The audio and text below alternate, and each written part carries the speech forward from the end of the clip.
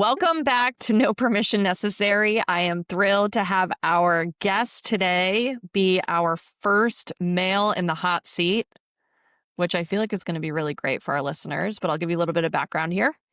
Justin Carotti is a licensed psychotherapist, mental performance coach, and founder of Valiance Counseling and Coaching, with over a decade of experience working with men navigating anxiety, identity, and high performance. As an adjunct faculty member at both Fairfield University and the University of Connecticut, Justin has educated 100+ graduate level students in clinical practice and served as a clinical supervisor for over a dozen clinicians. Over the past 10 years, he has led operations as COO of a 7-figure private mental health agency, and he has founded his own private group practice. He blends clinical excellence with lived experience as a competitive athlete, coach, and mentor to young men and professionals alike. Welcome, Justin. Glad to be here. Yes. Thanks for inviting me. Hopefully it's not that hot of a hot seat. We'll see. To be determined. Yeah, I'm so happy to have you here. I guess I want to kick it off with, why is this topic of men's mental health important to you and to us as women, as, to society at large? Like, why is that? Because I think it's a thing that is taking center stage a lot more. Yeah. Well, you could start by asking, why is it taking center stage? And I think it's largely due to the fact that we are in relationship with one another, men and women, no matter however you slice it. So if we see that women are struggling, we're going to be paying attention to that. And if we see that men are struggling, we're going to be paying attention to that. And I just think we're at a period in our zeitgeist, the time where we are culturally, speaking specifically in the United States, but probably more broadly internationally as well, where I think men, as you referenced, just broadly are struggling. And we could talk about why they're struggling or how come they're struggling. But I think the reason to really focus in on men's mental health is because we see a giant cohort of folks really struggling across a variety of different domains, socially, relationally, from a substance use perspective, from a risk perspective, less higher education, less romantic partnership,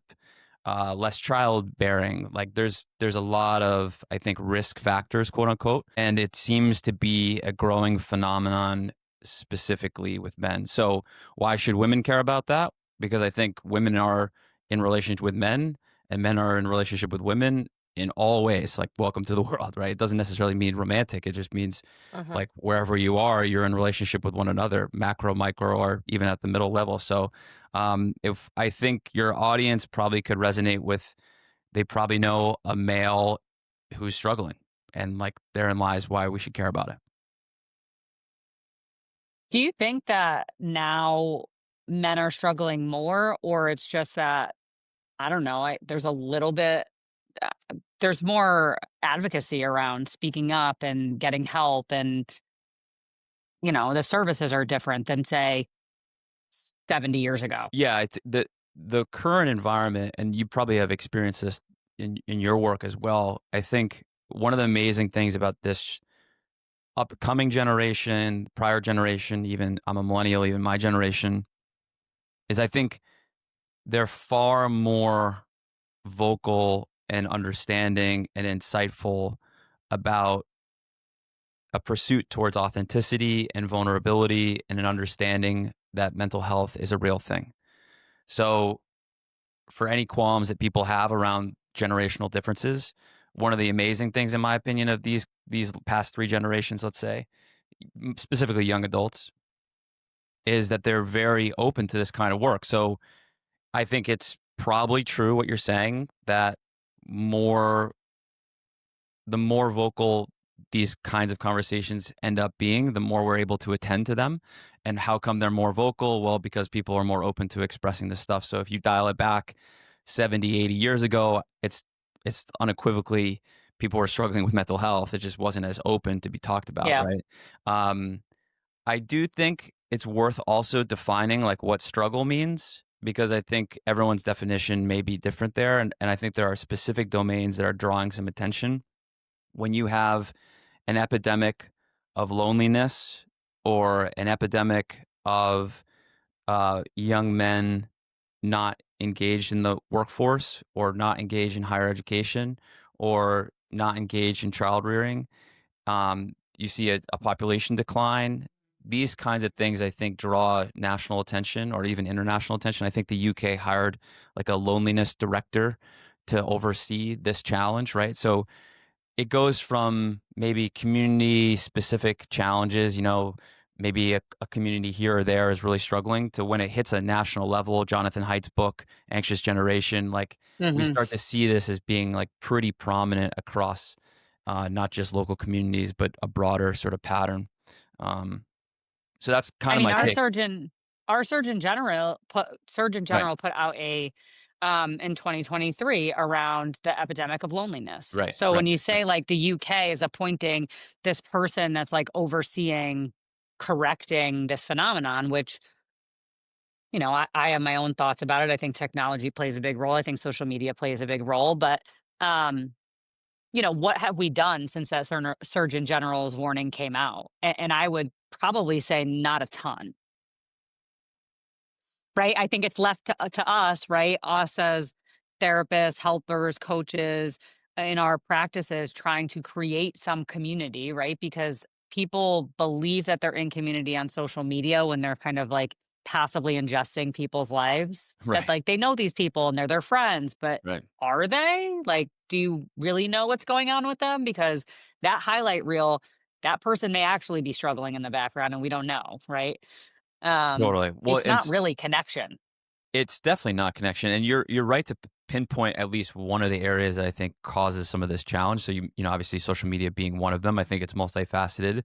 With anything, when it's this kind of the when the impact is this immense, it touches a lot of different communities. It's probably more than one thing. So we can kind of talk through how we maybe identify the challenges that these young people are facing. But I think you're right in that it's a community-based solution as well, and I think that's really what's caused the groundswell movement that Jonathan Haidt's book has created. Like, I know I live in the Fairfield County area in Connecticut, and just this year, I think it might be district-wide, Fairfield Public Schools are moving to no phones in schools in October. So It's awesome. that's an interesting move, right? I mean, that's a community-based move that's made a decision to address this particular issue, social media or access to phones, for example. And maybe that's not nationwide quite yet, but it's gotten to a place where we're starting to see it slightly tip over. Um, Mhm. Unfortunately, maybe that report came out in 2023, so it's taken us a long time to do that. But I do think that provides a level of hope that it's not just on one therapist or on one parent or on one school to have to do these kinds of things. It can be a community level intervention.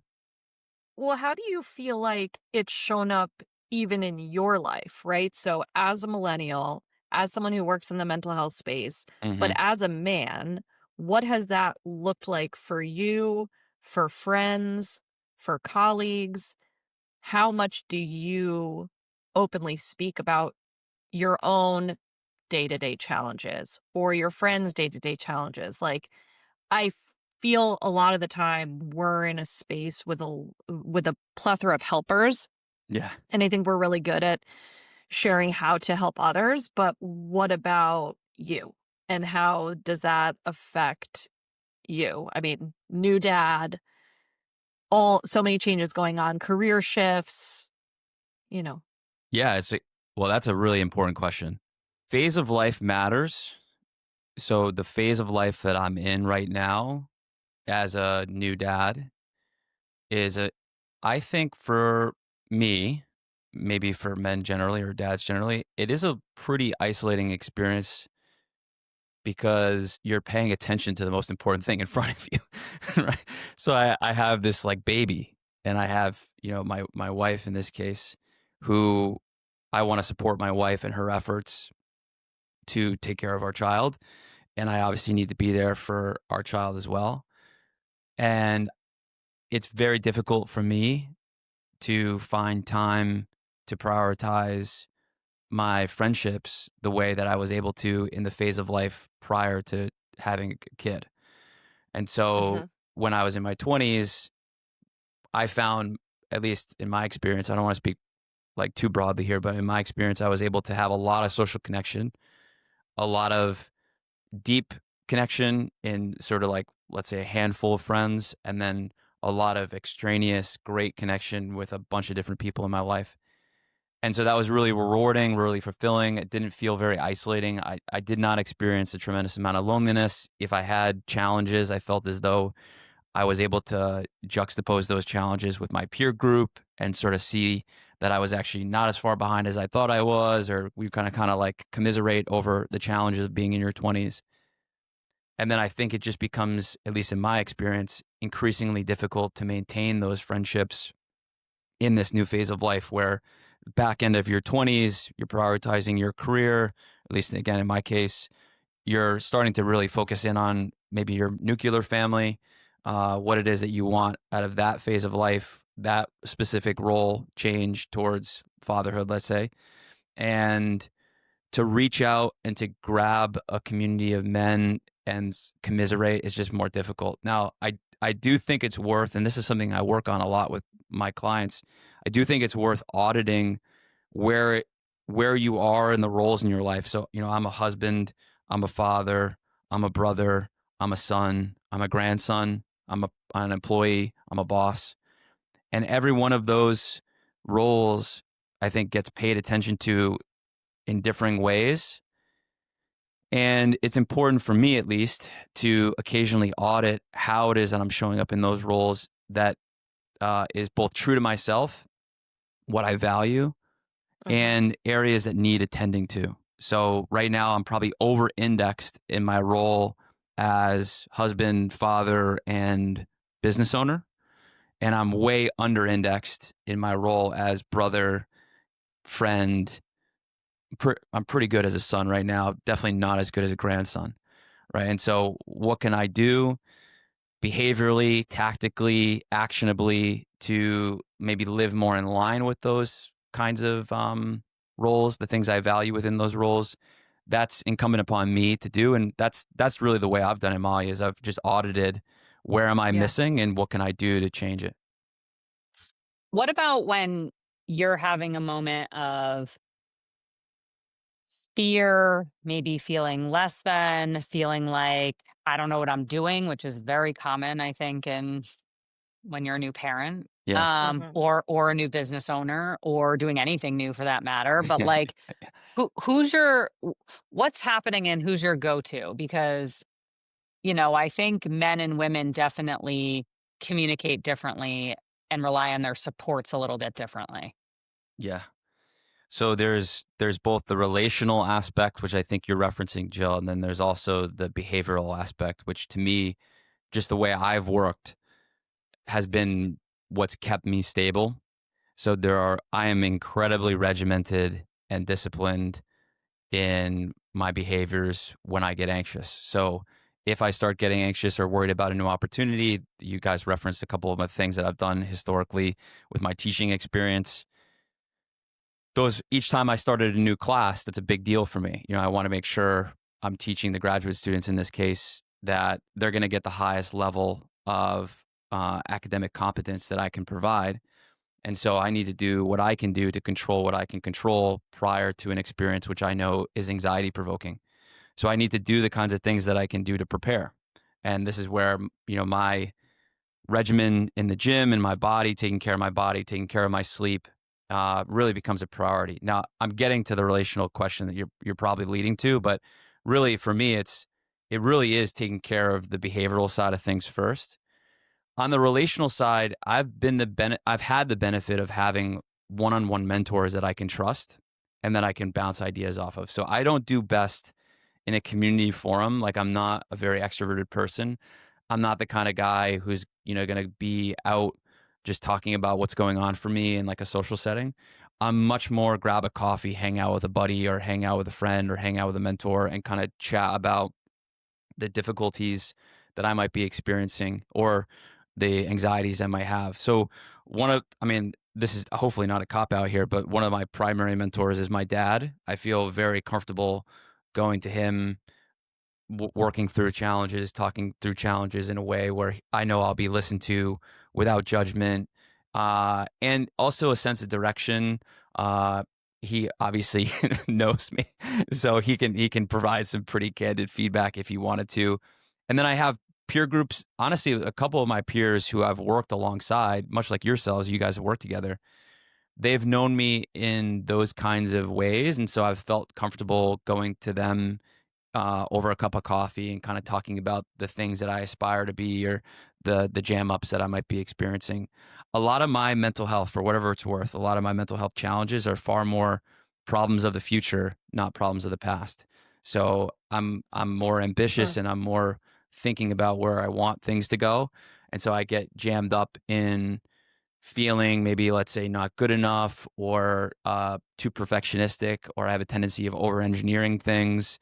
So I need to troubleshoot, how I'm going to go about just like not doing that and being, let's say, more Relatable. pragmatic or being more thoughtful or slower, these kinds of things. Yeah. Do you feel like I have two follow-up questions. One is, do you feel like your go-tos and your mentors have shifted, or your need has shifted now that you're a dad? I guess I'll start there, Yes. and then I'll kick the following Yeah. one. Yes. Yes. So when I was in my 20s, I needed mentors who could just like stabilize me a little bit, and I had those mentors. I feel extraordinarily fortunate to have had. I honestly was just thinking about this last week because I was thinking, like, wouldn't it be cool if I interviewed my mentors? Because I've had mentors, male mentors, since I was in high school, who I can name names. There are probably one, two, three, four, five of them who at each juncture, like high school, then my first job out of college, then my second job, and now where I'm at now, there's been male mentors along the way. So those mentors are not really present in my life anymore. My high school mentor is not in my life at all. Um, but that's fine. I had this vision of me almost like a character in a movie, and I just need guides along these kind of mini, like, sort of side quests. So high school Justin needed that mentor, and first job out of college needed that mentor, and they drop off, but they were there to guide me at times that were important. As a dad, I mean, look, I'm 8 weeks plus into being a dad. Like, I don't really have great mentors. I mean, I have my friends who are in a similar position, but I got to be honest with you guys. Like, I think we're all kind of just fighting through it a little bit. So what I Fighting for try, your life right now. yeah, yeah. Fighting So for your life. what I Yeah. try to take advantage of is just try to be like really focused on how amazing and blessed and awesome it is to have friends who all have kids under two and to just be like around them. We're not like really doing anything actively to support one another, like, hey, Justin, how are you feeling? How are you doing? Like, shoulder to cry on kind of thing. But we're No, all you're just ordering sharing. takeout in one Yeah. house and just Yeah. hoping that nobody Yeah. has a diaper Yeah. explosion. Yeah. That's what's We're just happening. Yeah. we're just sharing the Yeah. experience, right? And that's, Yeah. Yeah. I don't know. Maybe Which that's is a enough a lot of times. yeah. That is I think I enough. think I think so. I think so. Yeah. Yeah. You brought up a really good point about your dad, which I think is a really, really sweet, honest dialogue about, how men do lean into their dads. And I think what I wonder about, especially with your clients, and in a movement where there is so much content being thrown at young adults or adolescents around analyzing how their parents raised them and how they should basically excommunicate from their family if they didn't behave in a certain way.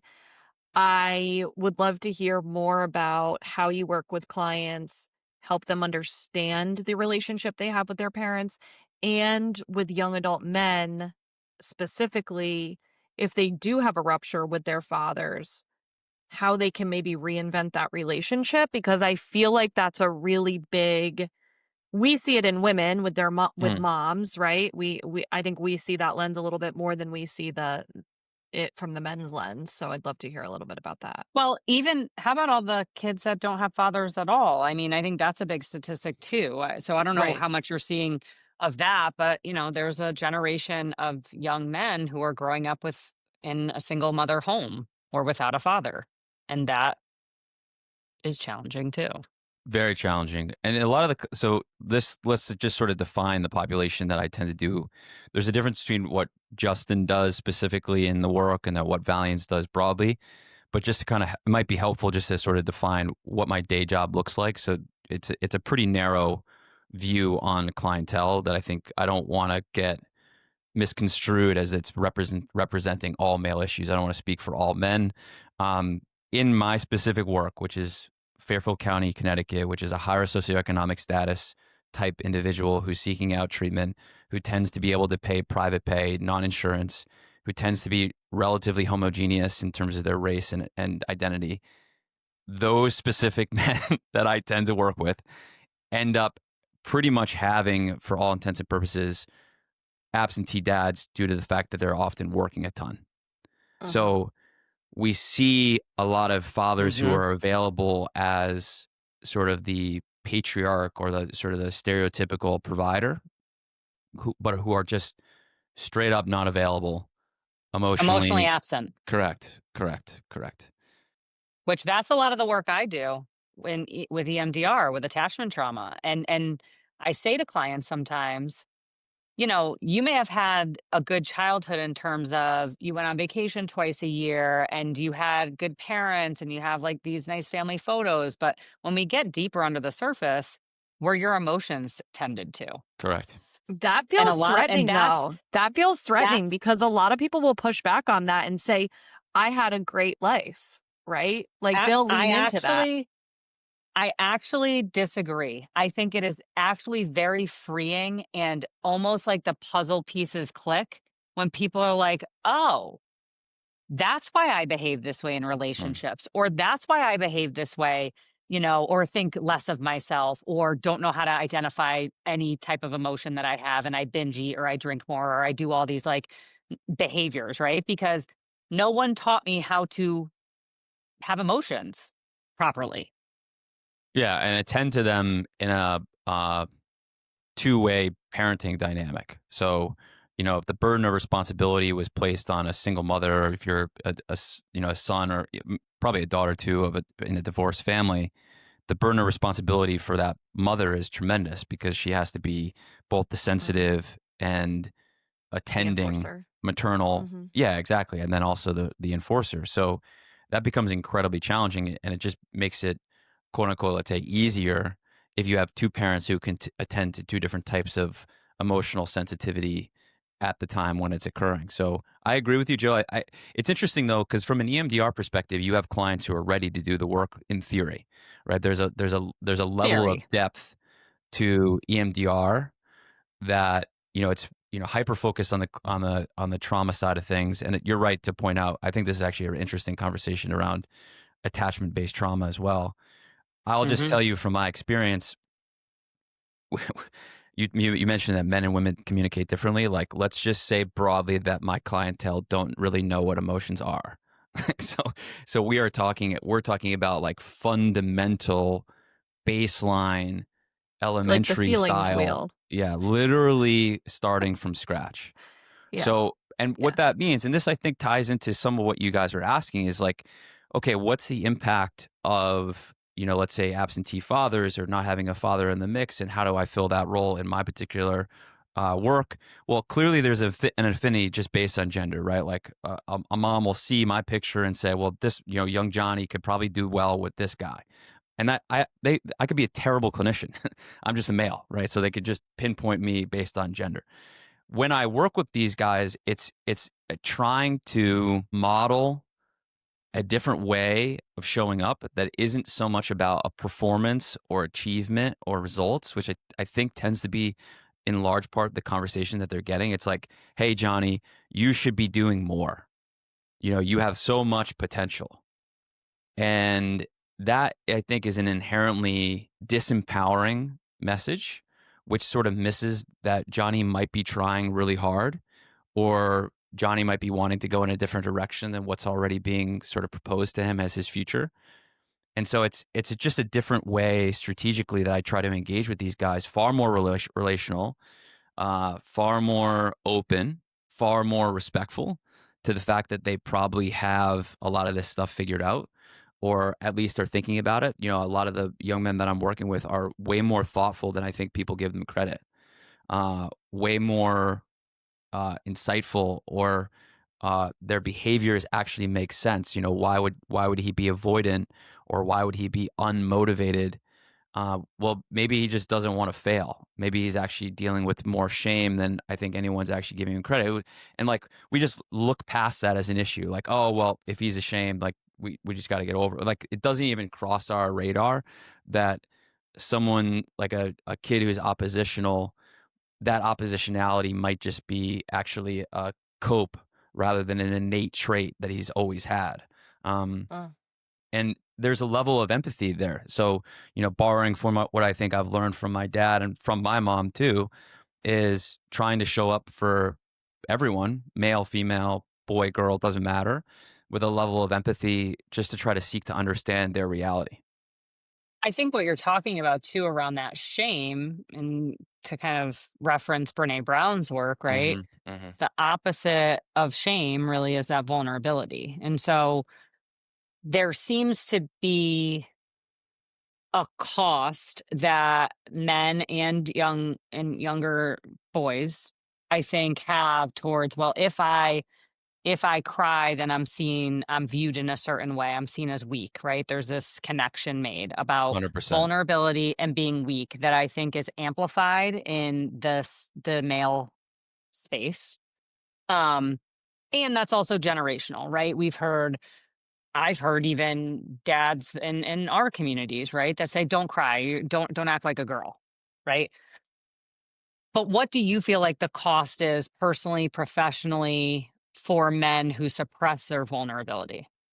So, I mean, that's kind of like it's a good question because there's definitely a lot of complexity there. The There's a lot of cost. I think it's interesting. Just I've talked a lot about vulnerability, and I know Brene Brown's stuff that you're referencing. I think if we were to ask, at least in my experience, I were to ask my clients to be vulnerable, it ain't gonna work. So they're not. They still are going to hold true, I think, to this idea that vulnerability is weakness. And even if Brene Brown gives them the most rah rah speech ever, it's not going to resonate. I think what the missing element in my experience has been is you try to tie vulnerability to what I think Brene talks about as well, which is courage. So to me, I Mhm. think courage is something that resonates, vulnerability is something that doesn't. Vulnerability inherently sort of For suggests, men? yes, For yes, men or yes, okay. yes, yes, yes, yes. So if I were to talk about courageousness, there's a sense of purpose, there's a sense of standing to one's principles, there's a sense of ownership, there's a sense of direction, and it's perhaps one and the same, right? We could have a discussion semantically around courageousness and vulnerability being one and the same, but I do think language matters when you're speaking with young men, and when you approach it with this more forward focused lens, you know, the person who charges forward with a sense of direction, even if it's anxiety ridden. And if you were to fail, it's actually an opportunity for you to become a better leader or to be more well rounded in the future, should you face these kinds of adversities. You can see that my language is sort of positioned that this is a more of a principled stance of who you want to become. It's character building. So I borrow, like, if you were to say, like, marrying Brene Brown's work with Ryan Holiday's work with Stoicism, Mm. like, to Yeah. me, I think that kind of language can be a little bit more empowering, I guess. So that's kind of how I would go about it. What's the impact if a person doesn't lean into vulnerability or courageousness? Well, deep down, you know, when you're not upholding your standard. So if I say to myself that I'm going to wake up today and I'm going to do certain things, like I'm going to go to the gym and I'm going to eat healthy, and then I don't do that, yeah, there are impacts to other people, but the biggest impact is to yourself because you're letting yourself down, right? You've made a commitment to yourself and then you don't do it. When you experience adversity and you don't allow yourself the opportunity to like actually fully express that adversity as being difficult, you're in a version of repression, right? You're just not even actually owning that that was difficult. So that's the downside of being stoic is you kind of Mhm. distance yourself from the emotional experience and be like, oh, that's not real. I work with a lot of athletes who do this really well. They're like, oh, that anxiety that I'm feeling, like that's not real. I'll just kind of push that to the side. It's like, wait a Yeah. second, you're still a human being, right? And so the reality is if you don't address the fact that you experience adversity and you onboard that rather than resist it, you onboard that and make meaning from it. If you don't do that, you're going to be a shell of who you are because you're letting yourself down in a way by just pushing a human emotion aside. It would be like you referenced, Jill, no crying on the playground kind of thing. Well, as soon as you shut down that side of the emotional experience, now what is that kid going to do the next time he experiences sadness? He just has to repress it and put it somewhere. It's Yeah. not like it just disappears. It's not going anywhere. Correct. You're just shoving it. And Correct.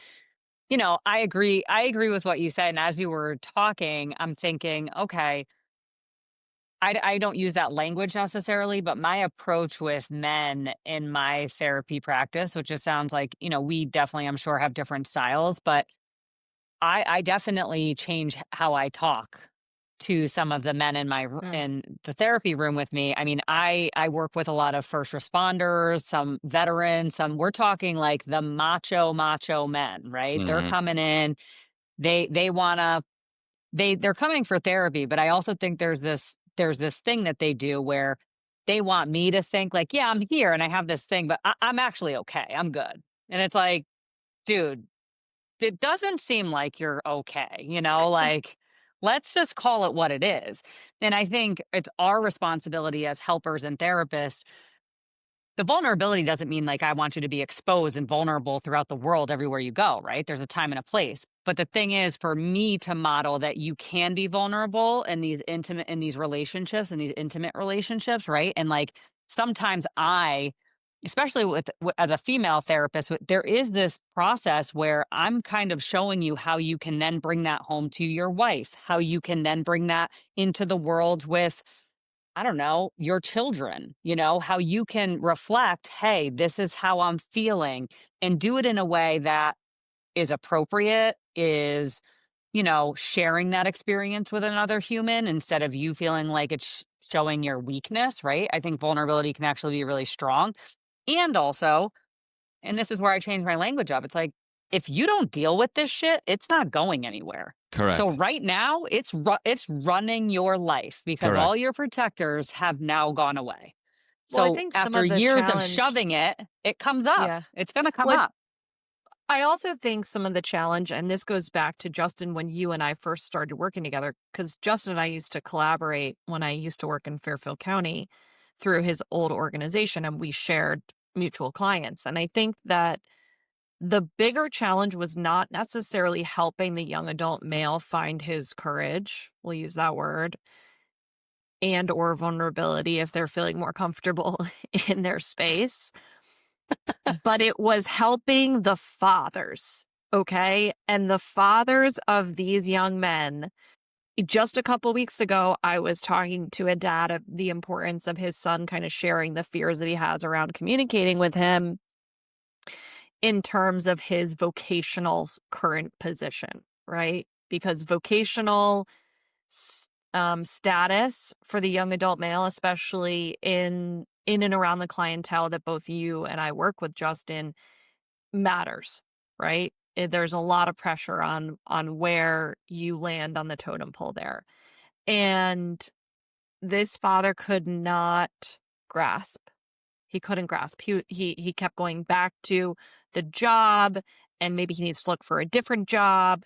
And so it would be helpful, I think, for us to hear, how do you combat that when they are hearing such reinforcement in your office, but they're not hearing that reinforcement at home. And then they go in to try to have these conversations and dialogue in their personal life, and it tends to get shut down. Got it. Yeah. So let me go back to, and then I'll touch on what you. So I just want to give credit to you, Jill. I think you made an excellent distinction between vulnerability in the office and vulnerability in all phases of life. So I totally agree with you that there is so much value therapeutically in modeling and offering space, and it's like a microcosm that someone could then take forward in their life. So I appreciate your language there, because I think it's important that for the men who are listening to this, or for the women who know men who are listening to this or should listen to this, there's an opportunity for practicing, as if this was an environment to safely be three-dimensional as a human being, and do what you want with that. Like, at least practice with me for an hour, and if we can take that forward, great. I think that's really an important distinction. As far as dad, going to your question now, Molly, and I think as far as dads are concerned, and how do we actually balance this, because we're up against it, right? So you got 1 hour with Johnny in the room, and then you present to him this space that's safe and non-judgmental and supportive and sensitive, and a healthy dose of challenge and a lot of motivational interviewing, which we can talk about. And then they go back home and there's status and pressure and performance and outcomes. It's like, good luck winning that. I mean, if there's 168 hours a week, you're asleep for 60 of them, and you meet with a therapist for one, we're talking about 1% of your week is with a therapist. It's just, it ain't gonna really move the needle. So what we have to do, at least what I've experienced, what I think our team does a really nice job at, is bringing parents along for the ride. Here's what I would say to this generalized question of, like, I think when we talk about status, or we talk about pressure, or we talk about outcomes, it it's inherently, I think, a place of anxiety for the parent, because they want their kid to be successful, be happy, have what they had.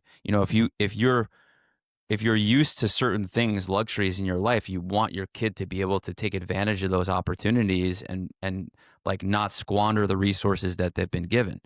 And so when you see, the discrepancy between what you have and what you're seeing at home with your 21-year-old, it's like, this has got to change.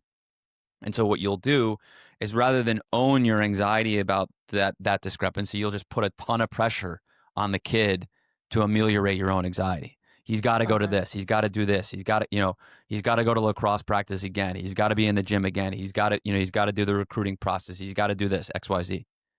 And I think it's just normalizing for a second that, like, what are we actually attempting to try to build here? Are we trying to build a premier level athlete who goes on to college and is absolutely miserable with his state in life?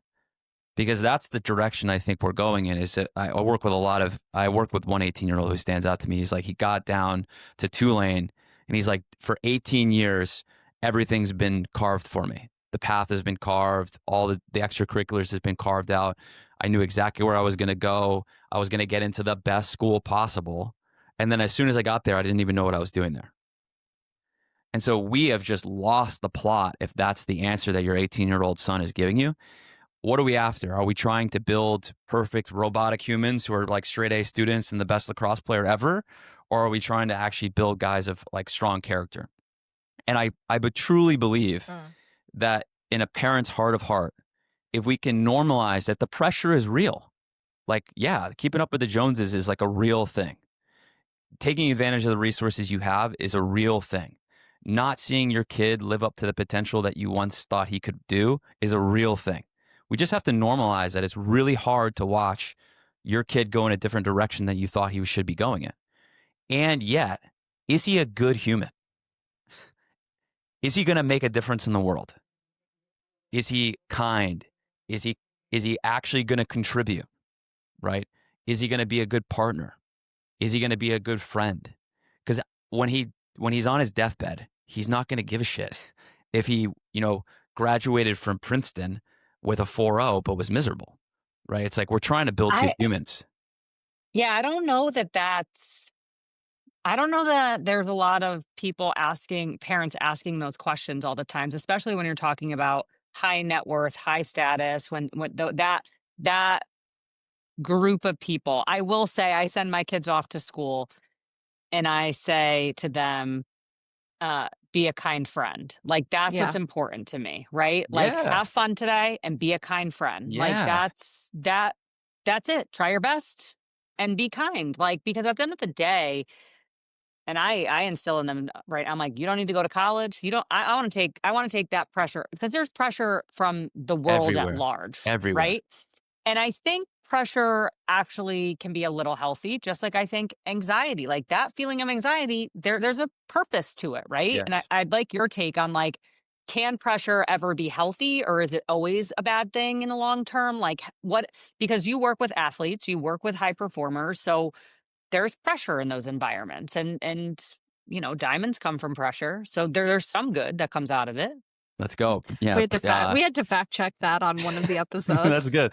Yeah. but So isn't yeah. fact true. What is No, it? you had to fact check That's actually me. a line that coaches will use that. Yeah. You don't get dimes without pressure or pressure without dimes. I don't know exactly what Oh, it is, there you but yeah. go. Yeah. So Flag Yeah. football wait, coach so coming yeah, from flag It's football coach. Yeah. exactly Yeah. why. Yeah, Yep. Yep. boys. I'm gonna use that with the 5, 6, and 7-year-olds on Sunday. Pressure is a privilege, no doubt. Been the direct beneficiary of pressure. Like pressure allows me to move forward. Pressure allows me to hold myself to a higher standard.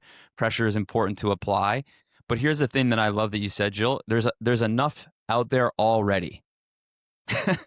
So Yeah. we don't really need to manifest more. And I'll sort of describe this. Let's say if we were to juxtapose the natural consequences, which are creators of pressure in the world, and then the imposed pressures at home or elsewhere. So Hmm. you can artificially impose pressure, in other words, or adversity, or you could just have it be naturally occurring in the environment, right? To me, I think it's important to see the place at home as a place where children can come back to and feel as though they are safe enough to recuperate, to process, to um, be authentic and not be judged, I guess is really what I'm saying. And then Yeah. go out and apply yourself in whatever ways that your curiosities take you. So again, I'm not saying, create a world where everyone gets a trophy or create a world where, everyone needs to like create a space for there to be no pressure, like never cut a kid from a team. I'm not saying that. I'm saying at home, there's a unique opportunity to never lose sight of the ultimate mission. We're not actually after building elite level lacrosse players or hockey players. That's a side mission. It's important. It can be a venue in which we build character, but it's the character that we're after, isn't it? Right? What do you think? Like a lot of parents will say is like, I want my kid to be happy and healthy, or I want my kid to be content, or I want my kid to be fulfilled. So yeah, sure. Is hockey a way for them to be fulfilled? Absolutely, but not to the detriment of your relationship with that person. If you're arguing every single day about Johnny not going to the gym and playing hockey, maybe he doesn't really actually want it, or maybe we need to change our approach. So I want there to be pressure. I still think it's important that there be standards at home, right? So we know that assertive parenting, a high degree of love, support, and care, with a high degree of sturdiness and firmness around boundary conditions is the best conditions for children to be raised in. So that can create pressure. That's fine, right? And when they come to you with the feelings of anxiety or overwhelm or feelings of like not good enoughness, that's got to Hmm. be that has to be safe at home to be brought and worked through. Yeah. I think the approach to parenting in the sports arena is so fascinating. And you see this like microcosm on your kid's sports team very early. You see the parent that, okay, this kid is 6 and you are already lining them up to be an NFL player, Yeah. and it might be a little early for that. And then you see, it's already starting, with year-round travel teams, right? They're playing year-round, these kids, and I think there's a pressure for the parents that they feel that if they're not doing that, then they're not going to get playing time or, whatever the thing is, right? And I keep instilling in my children, especially now that she had her first all-star experience this year, which definitely was more competitive, right? And she tends to be someone who like stops doing things when they become competitive, where I'm like, that's when I get going. Like that's why I don't actually work out in a gym environment, is because I believe that I'm competing against everybody in that gym when we're actually not competing, but in my mind, because that's how competitive I am. So I have to kind of tame myself sometimes around like, this is their thing. And I've had to say to my daughter, listen, if you want the extra coaching, if you want to play this sport, if you want to be good at it, I'm telling you right now, it's going to be on you, and I'll follow wherever you go and I will help and support you. But I will not be dragging you along. I love I it. know you have talent. I know you can be good. But also you have to want it, because there's this internal motivation that has to come from going outside and practicing when it's cold, going Hmm. outside and practicing when it's hot, doing Hmm. it when you don't feel like doing it, but you have to because you committed to doing a certain amount of reps a day. Right. Because at the end of the day, anyone who's really good at anything, they put the reps in. Hmm. Hmm. Well, So that's kind of the reality that I communicate with them. Like, listen, if both of my kids have said, I'm going to play basketball at UConn. Th- uh, I said that at one point too. I said that at one point too when I played AAU basketball. And I will tell you that I started drinking far too often in high school for me to actually make it on a college yeah. basketball team. So, There's this wonderful And a little story. bit of a shifty ankle. I talked to this practitioner who is a somatic practitioner out in Canada, and he's a dad of a high school daughter. He told me this amazing story about his daughter who was extraordinarily competitive, like flying to different parts of Canada to play in tournaments for volleyball. She was a junior. She was on her way to play collegiate volleyball. Like, we're talking about an outstanding player. But right around the time in her high school career, she was also beginning to form an interest in theater and the production world. And she came to her dad at a juncture where there was a tournament that they were going to fly to. And there was also a massive production, but it was just the pre production. You know how these shows do a lot of prep work prior to the actual Mhm. show? mhm. So it was just the initial pre-production meeting, and then there was this massive tournament. We had this cool conversation because he was like, "This is a crazy parenting moment." He shared this with me prior to our daughter being born. He's like, "Look, I had to be really, really thoughtful and clear around what mattered." And you said something similar here, Jill, around it's their journey. And so he asked her, like, "What do you think you want to do?" And she said, I really want to be at the volleyball thing, but my heart tells me that I want to be with these guys as at part of the pre-production. And so she walked away from volleyball and attended this pre-production, and now she's going to college for theater. It's like, what a hard decision for that dad to Mhm. probably have to swallow, as he stood by and recognized that all that investment, all that time, all that potential, quote unquote, is now being changed and pivoted. But whose journey are we on? Right. And Yeah. I give that dad so much credit. And much like I think this discussion is, I think, alluding to, can we have that wherewithal, that higher order thinking of like, what are we actually after here? What are we actually doing? Maybe we needed 15 years of volleyball for that moment to happen. And Yeah, for her to can feel we confident can enough we to think make her about that? Yeah. decision. Yeah, There's Yeah. exactly. all these other Yeah. skills that kids get from Yes. playing Yeah. sports, right? Yes. That Yeah. that team, that leadership stuff, that grit, Relationships, knowing the how to have relationships. relationships. I Yeah. mean, Yeah. it's not always about being an elite athlete at the next level. That's not why we have our kids playing sports. And again, it goes back to, why are we doing this? Yes. Yes. Like, Yeah. you know, I do want This to switch episode gears is going to be hard for parents to hear. I'm going to tell you that right now. And I can think of a few parents where this would be hard to hear Well, and by the because way, there is a lot of pressure we're not saying around. it's easy, right? Yeah. Like, I think Yeah. that I had this conversation on Tuesday with a parent said, a high net worth, their kid is going to go play collegiate sports.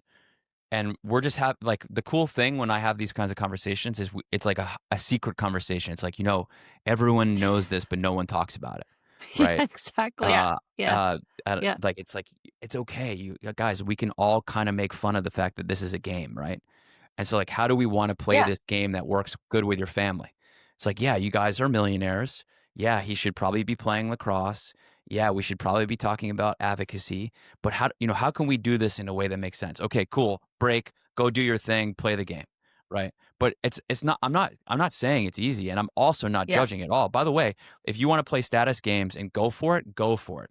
Go to Yale, have a blast. I'll be there to support you the whole way. I'm just going to tell you it's Mhm. hard.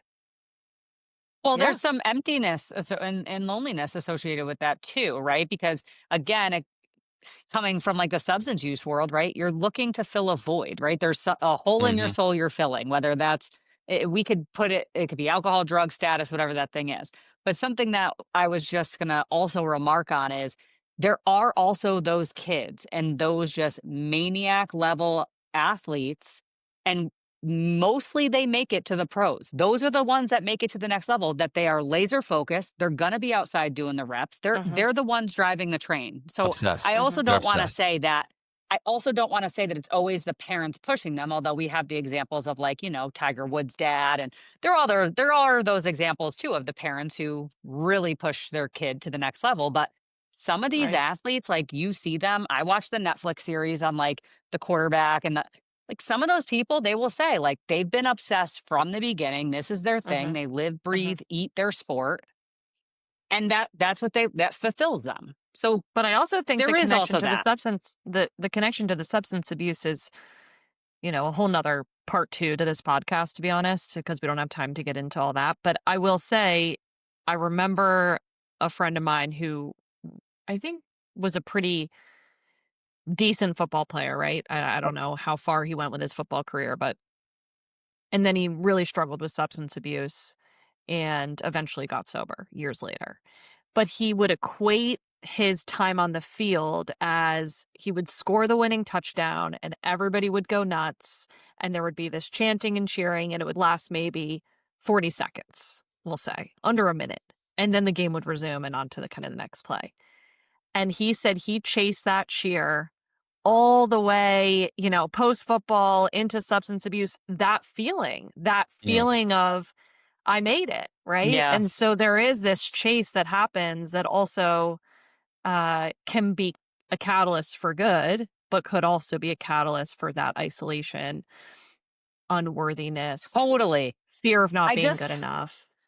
I just saw this quote the other day or some clip, and it was saying how like all the cool kids, like, the high school quarterback, all like those popular kids in high school, like now they're the ones like really struggling because the Yes. world doesn't applaud you like they do when you're the star player of a small town high school team. Okay.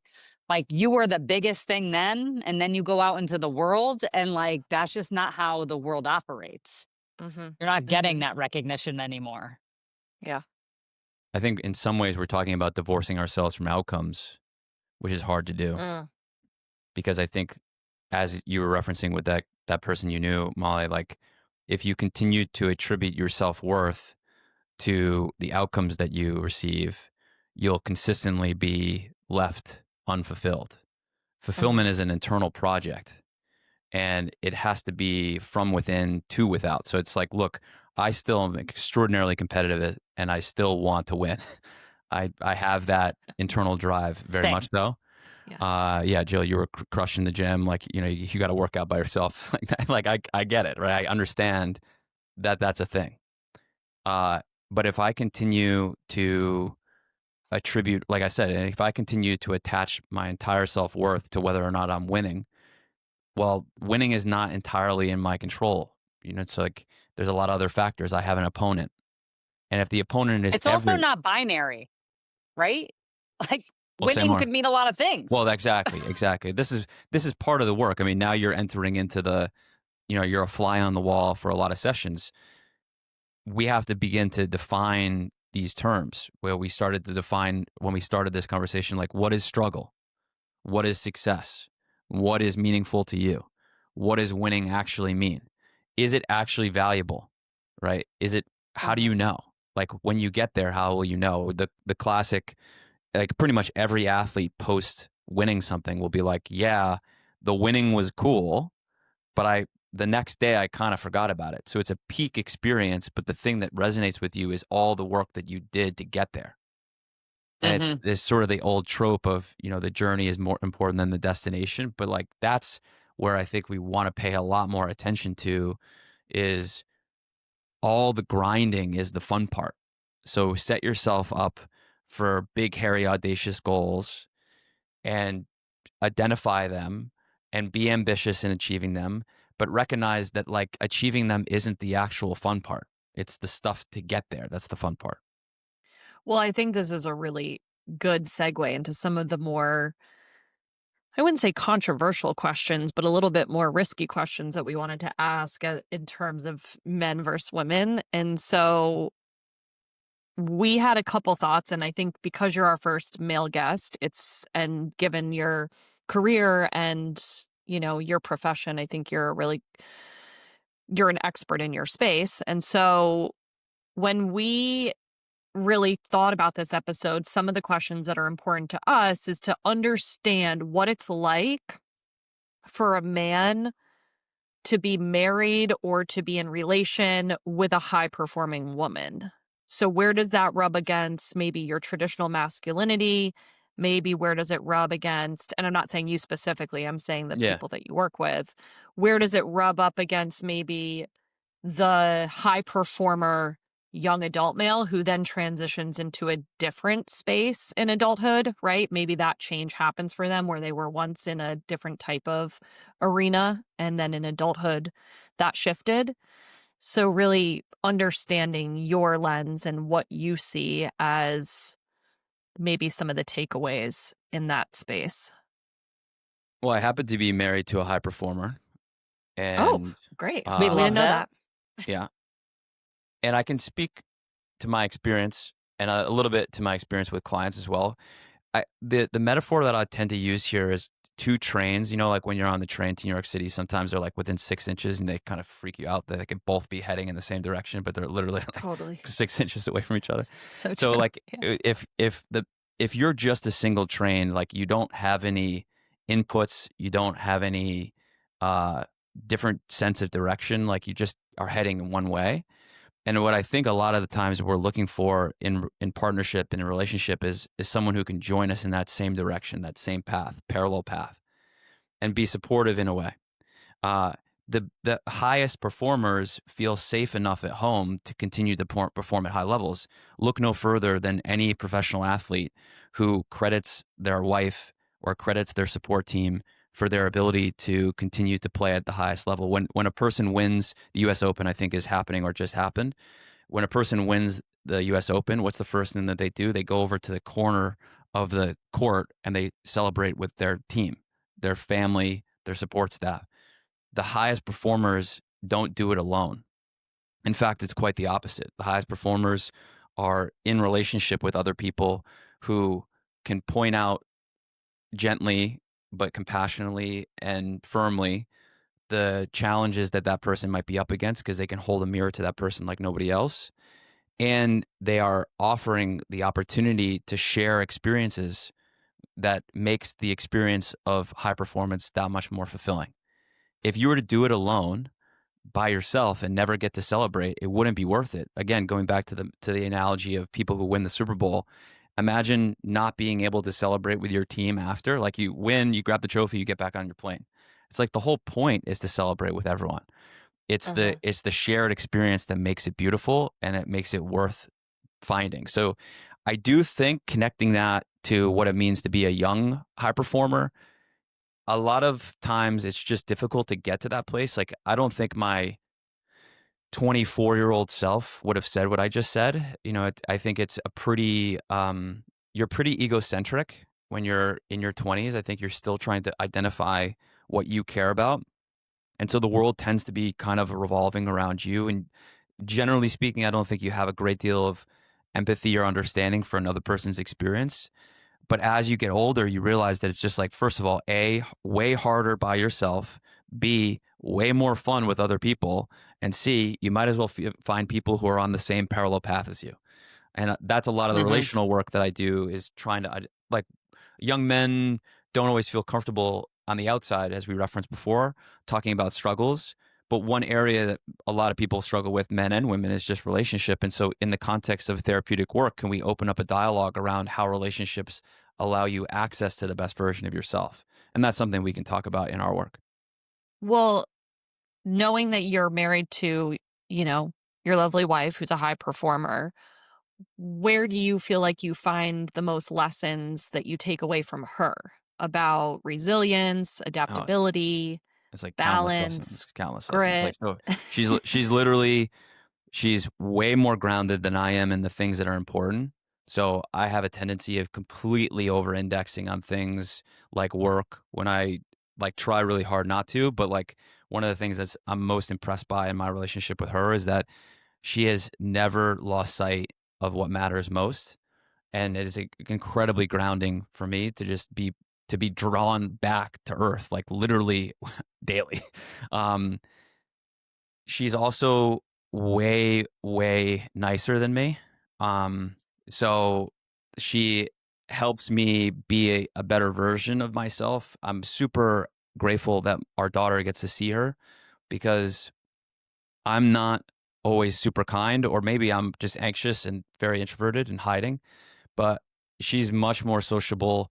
And so in terms of strength, like, I have learned a lot about how to interface with people in a kinder way. Like, I go to gyms and I'll be like very, very quiet and reserved and like try to like break skulls and smash weights.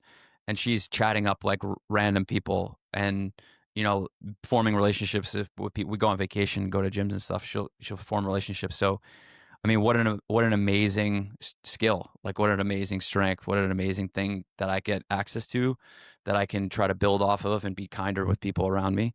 And she's never really lost sight of the fact that you can be high performing, but also sort of like, chill out a little bit. Like, you don't have to be dialed all the time. It's a little bit difficult for me as a business owner, self employed, where I kind of like, it's always in my head. And I admire and envy her ability to not have that happen. um, so I think there's just a level of like balance, or groundedness that I really appreciate, and this is specific to my relationship.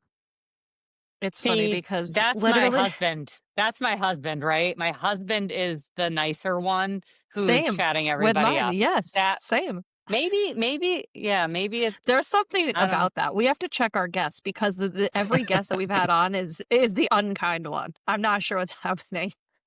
Yeah, right? It's Well, we're been a pretty few times assertive, like, over. as type A, hard nosed, Yeah. sort of driven folks. I Mhm. think we're not straight. Molly, you spoke to this in the podcast I listened to when Jill was interviewing you. It's like, we're not afraid to mix it up with people because we want the best out of ourselves and the people around us. Mhm. yeah. So being assertive is like kind of a natural disposition.